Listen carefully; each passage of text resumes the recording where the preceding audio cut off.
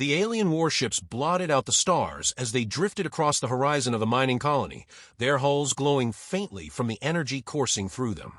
To the inhabitants below, there was no time to marvel at the scale of the Empire's fleet.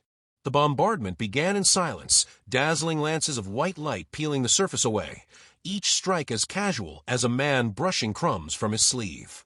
To the aliens, it was just another extermination, another demonstration of their supremacy.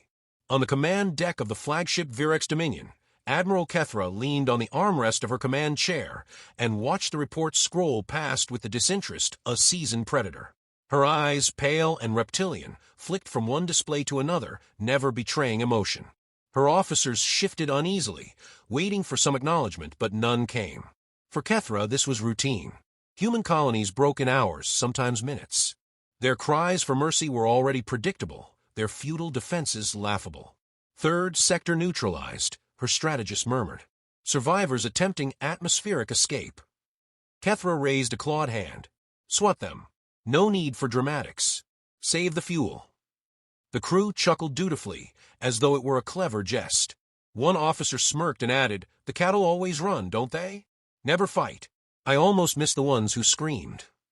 A ripple of laughter spread, but Kethra's lips did not move. She stared at the view of fire raining down on the colony and let the silence stretch until the laughter died. "Pests that breed in the cracks of stone," she said finally, her voice sharp enough to cut. "Remember why we cleanse them. They are not worthy of the stars." The officers nodded quickly, chastened. None dared point out the obvious, that the humans had persisted for longer than expected, their scattered colonies holding out with a stubbornness that was more nuisance than threat. Far from the command deck, hidden deep within the chaos, a single transport carrying human civilians attempted a desperate ascent. Its pilot swore under his breath as the ship rattled, alarms flashing red, across the console. He knew what awaited them. Yet in the passenger hold, among the terrified families, a man sat unervingly calm. He was neither soldier nor engineer, but a diplomat. His clothes were plain, unsuited to escape, and his gaze fixed on the window, as if measuring every strike against some private calculus. His name was Elias Ward, though to the aliens he would become something far more dangerous than a name. He watched the colony burn, and though grief tightened his throat, his hands remained steady. The transport was doomed, and he knew it. But his role was not to flee. His role was to be captured. The Empire did not understand humans, not truly. To them, every colonist was another piece of meat to grind beneath the machine. But Elias had studied them, learned their methods of conquest, memorized the rhythms of their arrogance. He knew they always took survivors for questioning, for gloating, for trophies of victory. And he knew that sometimes the smallest whisper carried more weight than a fleet of warships. The transport's hull cracked open under a precise strike, and the passengers' screams echoed until the vacuum claimed them. Elias was pulled from the wreckage, his body bruised, his breathing ragged. Alien soldiers dragged him onto the Dominion, shackling his wrists, sneering as though amused by his fragility. He neither resisted nor begged. When brought before Admiral Kethra, he stood tall despite the chains. The alien admiral studied him with faint curiosity, as one might examine a beetle that stubbornly refused to die. "You are their leader?" she asked, her voice low and mocking. "I am their voice," Elias answered evenly. The crew laughed again, but Kethra did not. Something in his tone unsettled her. Not defiance, not exactly. It was too calm, too measured, as if he had rehearsed this moment countless times. "You humans speak as though your words matter," she said. "You don't understand. We decide which civilizations endure and which are erased. Yours is already erased." Elias tilted his head, eyes sharp despite the bruises. "You're wrong. You've made a mistake you can't undo." Kethra leaned forward, claws tapping against the metal armrest. "And what mistake is that, little voice?" He smiled faintly, a tired smile that carried neither malice nor fear. "Attacking Earth. You thought it was just another colony. But Earth is not weak, and humans are not prey. The only rule that matters in this galaxy is words hung in the air, deliberate, each syllable cutting deeper than any blade. Is ours." Silence followed. The bridge crew exchanged uneasy glances. Some snickered, but it was forced, their laughter strained. Kethra's eyes narrowed, searching his face for the tremor of fear that should have been there. She found none. Her strategist leaned closer and whispered, "Shall I silence him?" Kethra shook her head slowly. No, I want to hear more of this fantasy. Elias said nothing further. His point was made, and his silence became a weight that settled over the room. For the first time in her long career of conquest, Admiral Kethra felt a flicker of something she could not name. Not fear, not yet, but unease. A seed lodged beneath the armor of her certainty. The colony's destruction was reported complete. The fleet prepared to jump to the next sector. Routine, efficient, inevitable. Yet Kethra found her gaze drawn again to the human prisoner, the diplomat who stood as though the chains were an inconvenience rather than a sentence. She dismissed him to the cells with a wave, but his words echoed in her thoughts long after he was gone. The galaxy belonged to the Empire. It always had. Yet somehow, in the quiet conviction of that human's voice, there had been something dangerous. Something she could not entirely dismiss. As the Dominion's engines flared and the fleet slid into the void, Kethra leaned back in her chair, eyes fixed on the stars that stretched ahead. Victory was certain. It had always been certain. And yet, in the silence of her command deck, the echo of his whisper remained. The only rule that matters. For the first time, the certainty of conquest did not taste as sweet. And for the first time, the Admiral wondered if the galaxy had already begun to change. The Dominion emerged from its jump with the precision of a blade sliding between ribs, its fleet spreading across the void like a net cast too wide for prey to escape. Admiral Kethra stood at the viewing platform, eyes narrowing as she studied the strange silence of the human sectors ahead. Colonies that intelligence had mapped as bustling with trade appeared dim, their transmissions absent, their skies cold. It was not the emptiness of defeat, it was the quiet of something withheld. Scanners confirm no civilian activity, her strategist muttered, claws tapping against the console. No defense grids powered, no comms traffic. They've abandoned the system. Kethra did not answer. She was calculating. Abandonment was possible, but too neat. The Empire had forced dozens of species to scatter before, but humans lingered like shadows in ruins, refusing to vanish. She remembered the diplomat's words, the weight behind them. The only rule that matters. She had dismissed them as bravado, but now unease gnawed at the certainty she once wore like armor. The first hint arrived as a scream of static through the fleet's comms. A single transmission, brief and deliberate, repeating on a frequency the humans rarely used. The message was simple, a string of coordinates, then silence. No demand, no plea, no threat. A lure. Her officers sneered at the audacity. They're trying to play war, one said. Let them. We'll burn whatever's left. Kethra allowed them their bravado, but her gaze remained fixed on the void. Plot the course, she ordered, and prepare the fleet for resistance.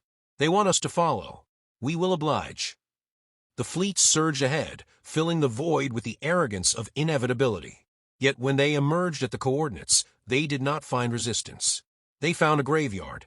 Dozens of derelict ships floated, husks of former alien conquerors, the skeletal frames of empires long extinguished.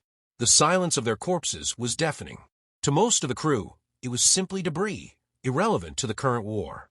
But to Kethra, the arrangement was deliberate.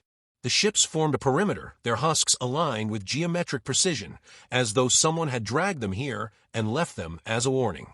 Then the first human strike landed. A section of the Dominion's flank erupted in sparks as an invisible burst of energy tore through its armor.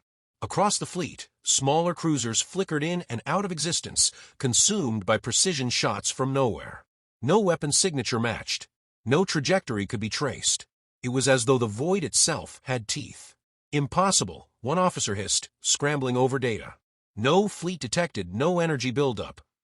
Kethra's jaw tightened. She had seen enough campaigns to recognize strategy when it unfolded. The humans were not improvising. They had planned this, studied the Empire's deployments, waited for the moment of arrogance. Her claws gripped the railing until the metal groaned. Admiral, her strategist whispered, they've learned how to open void lanes without our sensors detecting. They're striking from wormholes. The bridge erupted in disbelief. Wormhole technology existed, but never this stable, never this precise.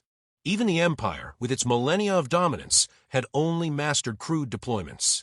Yet here were humans, striking with the precision of surgeons. Through the chaos, Elias Ward sat in his cell below decks, listening as alarms reverberated through the ship's frame. The guards cursed, rushing to reinforce defenses, but he remained seated, hands folded, his breathing calm. He knew what was unfolding. Earth had been ready. Humanity had waited until the Empire overreached. And now the trap was sprung. Above, Kethra's fleet attempted counterfire, lashing out blindly at coordinates where the wormholes had flared. Each volley struck only emptiness. Another cruiser detonated in silence. Another set of screams was cut short. "Admiral, our formations are collapsing," the strategist urged, desperation fraying the edges of discipline. Kethra did not snap. She did not rage. She stared at the carnage, and, for the first time, admitted what she had been circling around since the colony fell. This is no rebellion. This is war. They were never prey. The silence that followed was broken only by the hum of the Dominion's wounded systems. Around her, the crew shifted uneasily. Pride had no shield against inevitability. Word of the ambush traveled swiftly to the Empire's Senate, carried by fractured reports and half-truths. The chambers filled with shouting, the air thick with denial and panic. Some senators demanded retaliation on a scale that would burn Earth into glass. Others, pale with fear, urged retreat, claiming the Empire could not waste resources against a species that clearly understood their weaknesses. One senator sneered, slamming a fist on the table. "They are vermin. What are vermin with sharper teeth? Still vermin." Another replied, voice trembling, "And yet they bite deep enough to bleed us." In the center of the storm, Kethra's voice was projected, her admission stripped of pride, but steady with conviction. "These humans have studied us. They waited, built weapons we cannot match, and turned their colonies into bait. You dismiss them at your peril. I tell you this, their strength is not their fleets, but their willingness to be erased if it means they take their enemy with them." The chamber erupted again, but her words lodged like thorns in their pride. Back aboard the Dominion, Kethra returned to Elias. He was brought before her, still calm, still unbroken. The diplomat regarded her not as a prisoner before a conqueror, but as an equal, perhaps even an executioner before the condemned. "You planned this," she said, her voice low. He inclined his head, neither confirming nor denying. "We knew you would come. You always do." Her claws flexed against the armrest. "You will lose worlds. Billions will die. Do you understand the cost of your defiance?" Elias met her gaze with that same unnerving steadiness. "We understand cost better than you. You've never faced extinction. We've lived with it since the beginning. That is why you cannot defeat us. You fear the end. We have learned to survive it." The words chilled her more than any weapon. She had fought enemies who screamed, who begged, who raged against their fate. She had never fought one who accepted it as part of their nature. She dismissed him with a flick of her hand, but his voice lingered as he was led away. "The only rule that matters," he murmured, "is survival. And you've mistaken endurance for weakness." That night, in the silence of her quarters, Kethra replayed the battle in her mind. The precision of the strikes, the deliberate traps, the unshakable calm of a species that refused to see death as defeat. And for the first time in her long career, she wondered if the Empire's story was nearing its final chapter. The next day, her fleet prepared for another advance, battered but unbroken. Yet beneath every order, every calculation, every strategy, the seed of doubt had rooted itself deep. She would continue the war, but she no longer carried certainty into the void. She carried something far more dangerous, the shadow of fear. The Empire's fleet spread across the stars like cracks in glass, splintering under the strain of a war they had once believed unwinnable. Reports flooded in, outposts annihilated without warning, supply convoys severed by sudden wormhole incursions, communication nodes silenced by strikes too precise to be guessed at. What unsettled commanders most was not the scale of the losses, but the rhythm. Every strike was deliberate, methodical, as though humanity were dismantling the Empire piece by piece, never wasting a shot, never revealing more than necessary. Admiral Kethra stood over the holomap on the Dominion's bridge, watching the crimson icons of her Empire's fleets blink out one after another. There was no chaos in the pattern, no desperation from the humans. It was a scalpel, cutting through arteries, leaving the body of the Empire thrashing but unable to heal.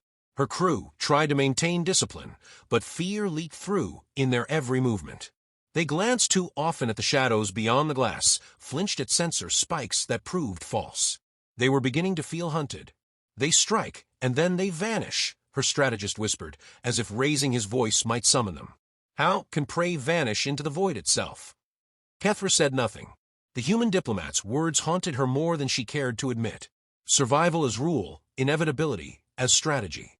He had spoken not as a desperate captive, but as though his people were already standing on the Empire's grave. The next strike came at Korath Prime, one of the Empire's industrial hearts. The humans did not assault it directly. Instead, they targeted the orbital shipyards. Autonomous swarms of machines poured from wormholes, tearing through scaffolds and reactors, consuming defenses with eerie silence. By the time the Empire's fleets arrived, the humans were already gone, leaving a world intact but useless, stripped of its ability to build warships. The civilians were spared, but their future was stolen. The Senate raged at the humiliation. Some demanded genocidal retaliation, scorch every human planet, exterminate their species entirely. Others, quieter but no less afraid, argued that such a strategy had already been tried and failed. Pride and fear clashed across the chamber, but no decision could erase the fact that their empire was bleeding. Kethra, summoned to advise, stood before them with the weight of her rank pressing heavy. "You do not understand them," she said, her voice cutting through the chamber. "We have fought prey, yes, and rivals, but never predators who hunt as we do. Every strike is designed to cripple us, not to win glory. They are stripping us of future battles. They are building inevitability." The chamber jeered. A senator leaned forward, his voice dripping with scorn. "You admire them, Admiral. Is that why you sound more frightened than defiant?" Her claws curled against her palms, but her tone remained steady. "I do not admire them. I respect the truth of what they are. And that truth is this: we are no longer the hunters." Silence followed, heavy and dangerous. Few wanted to admit it, but the thought had already spread. When she returned to her flagship, Elias Ward was waiting, summoned from his cell, at her request. She studied him, this frail human with calm eyes, and wondered how much he truly knew. "Your fleets dismantle us as though we are pieces on a board," she said quietly. "Tell me, was this always your plan? To bait us, to draw us in and break us?" Elias did not smile. His face bore the exhaustion of one who had seen too many losses, but none of defeat. "You drew yourselves in," he replied. "You always do. Humanity didn't need to lure you, we only needed to wait." Her voice sharpened. "And what happens when there is nothing left to dismantle? When you've taken every fleet, every shipyard? Do you end us, as we would have ended you?" He met her gaze with unsettling steadiness. "We don't need to end you. Fear will do that for us. You've built an empire on certainty. We've lived in uncertainty since the first fire we tamed. Do you see the difference?" Kethra turned from him, unwilling to admit how deep the words cut. She had risen through the empire by certainty, by dominance, by the belief that conquest was inevitable. Now, inevitability belonged to another species. The war pressed on, each battle a lesson in futility for the empire. At Varen's Pass, their fleets prepared a trap of their own, deploying false signatures to draw the humans into a kill zone. The trap sprung perfectly, or so it seemed.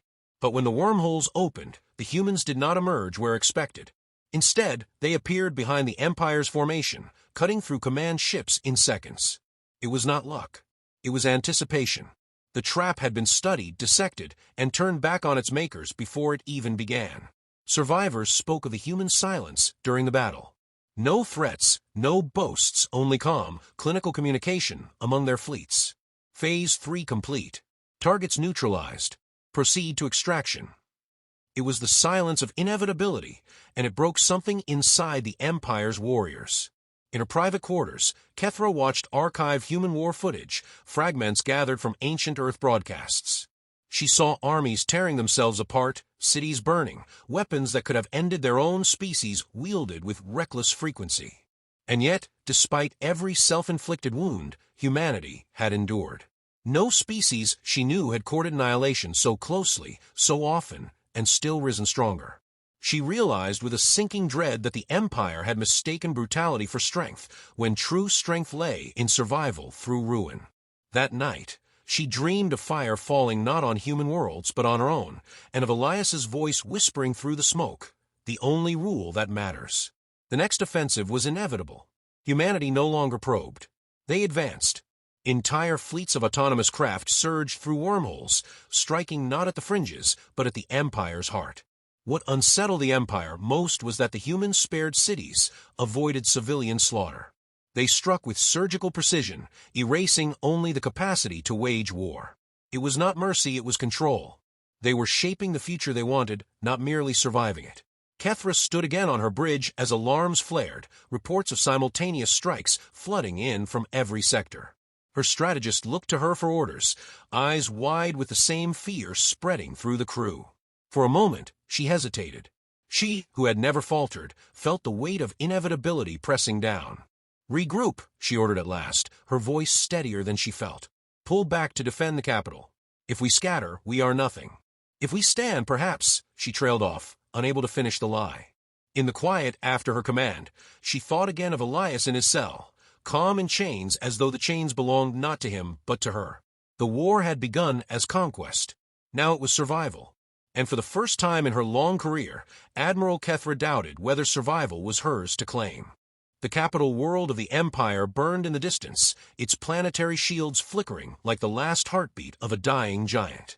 From the bridge of the Dominion, Admiral Kethra watched the glow of fire ripple across the surface, not as an isolated wound, but as the collapse of everything she had ever believed unshakable. Her officers muttered reports with trembling voices, fleets reduced to wreckage, orbital defenses disassembled by machines that struck and vanished before sensors could trace them, communication hubs severed as though the humans had written the Empire's maps themselves. Each word was a nail sealing the coffin of an order that had once stretched across the galaxy. The humans did not announce their arrival. They did not broadcast demands or ultimatums.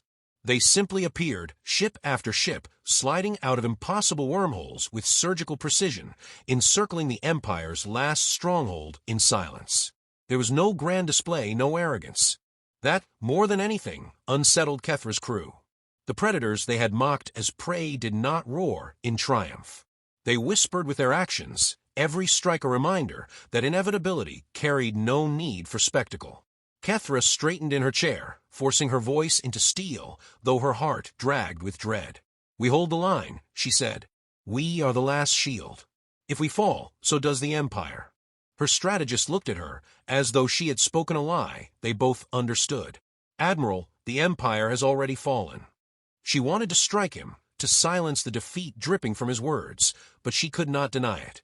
The Senate had dissolved into chaos, leaders fleeing, others calling for unconditional surrender. Worlds once bound by fear now sent no replies at all. The Empire no longer existed as an empire. It was a corpse that had not yet realized it had stopped breathing. The humans advanced with terrifying calm. Swarms of autonomous craft swept past the outer defenses, carving apart star fortresses without pausing. Their larger ships opened wormholes inside defensive perimeters, striking from within rather than without. Every countermeasure Kethra ordered collapsed before it was executed, as if the humans anticipated each decision. The Dominion itself shuddered as precision fire slipped past shields, not destroying but disabling, an act of restraint more frightening than annihilation. On the lower decks, Elias Ward was escorted to the bridge at Kethra's summons. His chains were unnecessary by now. He walked with the bearing of one who had already won. His calm presence drew as many glares of hatred as looks of fear, yet none dared touch him. He stepped onto the bridge, taking in the chaos with steady eyes. Kethra's gaze met his, and though her claws twitched with the urge to tear the serenity from his face, she felt a strange weight in her chest that dulled the impulse. "You should look afraid," she said bitterly. "You stand at the heart of a dying empire. Do you not fear its death throes?" Elias regarded the collapsing fleets outside the viewport. "Empires have died before. You thought yourselves eternal. We know nothing is." Her jaw tightened. "Do you take pride in this slaughter? Do you celebrate as your kind end centuries of order?" "We celebrate nothing," Elias replied softly. "We take no joy in the fall of civilizations. But we do what we must. Survival is not glory. It is necessity." The words echoed against her pride like blades against stone. She wanted to refute him, to remind him of her empire's conquests, its power, its dominance. Yet the evidence of their defeat burned all around her, undeniable, irrevocable. The final battle broke like glass. The humans breached the last defensive wall of the capital with chilling precision. Entire fleets dissolved within minutes, not through overwhelming firepower, but through efficiency. Every strike crippled command ships, every wormhole split formations, every drone cut supply lines. Kethra watched her fleets unravel with the inevitability of a tide grinding stone to sand. Her crew began abandoning their posts, some openly weeping, others frozen by despair. She barked orders, but her voice carried no authority over inevitability. For the first time in her life, she knew what it was to be powerless. The Dominion shook under another volley. Systems dimmed, consoles sparked. The flagship of the Empire, symbol of its dominance, was being dismantled with the same restraint the humans showed every step of the way. They could have destroyed it in seconds, yet they lingered, deliberate. Kethra realized why when Elias stepped forward, unflinching, his voice calm in the storm. "They want you alive," he said. "Not for cruelty. For choice." Choice. The word tasted foreign. Yes. Humanity has no interest in vengeance. We have learned too well what vengeance does. You will be given a role if you accept it, not as an admiral, as a governor, as a voice within what comes next. Kethra's claws trembled against the armrest. The humiliation cut deep, sharper than any blade. Yet beneath the humiliation was something else, something more unbearable than defeat, relief. To live, to endure, even in submission. For the first time, she understood the terrible strength in survival at any cost. She rose from her chair, her voice low but steady. "And if I refuse?" Elias's eyes never wavered. "Then your empire will join the others in the graveyard. But if you accept, your people will endure. Perhaps not as rulers, but as part of what comes next. The galaxy will not be what it was. You can cling to pride and vanish, or you can adapt and live. That is the only rule that matters." The words struck with more force than any weapon. The bridge fell silent. Even the rumble of distant battle seemed to dim, as though the galaxy itself waited for her answer. Kethra closed her eyes, and for the first time in her life, bowed her head. She was not surrendering to a man or even to humanity. She was surrendering to truth. When she opened her eyes, her voice was hoarse. "Then I choose survival." Elias inclined his head, not in triumph, but in acknowledgement. The wormhole strikes ceased. The human fleets pulled back, their silence heavier than thunder. The Empire had fallen not with a scream, but with a whisper. Later, when the fires of the capital dimmed and the Dominion drifted wounded but intact, Kethra stood alone at the viewport. Elias joined her, his presence unassuming yet heavier than any crown. "What becomes of us now?" she asked. "The galaxy changes," he said. "We did not want war, but war came, and we endured. Now we will build, with those willing to endure alongside us." She studied the stars, each one a reminder of her failures, each one a possibility of what might come. In her heart, pride smoldered like dying coals, but alongside it grew something colder, sharper, understanding. Elias spoke again, his voice quiet but absolute, carrying the weight of inevitability. "The galaxy thought power meant fleets, wealth, empires. But there's only one rule that matters. Humanity survives." The words sank deep, final and immovable. Kethra's claws curled against the glass, but she did not argue. She could not. In the silence that followed, she felt the truth settle around her like chains, and for the first time, like salvation. The Dominion drifted forward, its banner stripped, its future uncertain. The Empire was gone. Humanity remained. And the stars themselves seemed to lean closer, waiting for what would come next.